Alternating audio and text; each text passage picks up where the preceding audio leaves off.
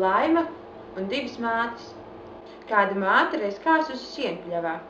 Darbs bija steidzams, tādēļ savu mazo bērniņu māte nolikusi purva vidū, ietinusi lakatā, lai ir mierīgs un guļ. Nomutējusi un steigā pie siena grābšanas. Drīz uznācis liels lietus, bet sienas bijis jau nokopts.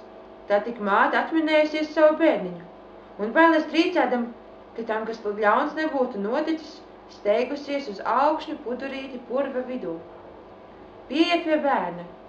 Skatās, bērns mierīgi guļ augstnī, pakārtā lakatā, kā šūpelī un smaida. Un aiz tā stāvot kāda sieva gaišā ģērbā un kustinot augsni, lai bērns neraud. Tā bijusi Laima. Māte tā ir pateikusies, bet Laima bērnam uzdāvināja laimi. Mazu kastīti ar bezgala skaistiem dārgumiem. Pati nozudusi, bet bērns ar māti nu dzīvojis bez raizēm. Tanīs mājās dzīvojas otra māte, un tā dabūjusi visu zināt, savu bērnu tīši atstājusi purva vidū.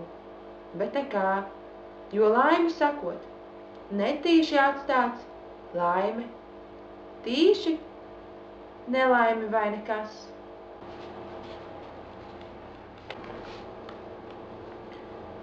Laima un divas mātes. Kāda māte reiz kasusi. Laima un divas mātes. Kāda māte reiz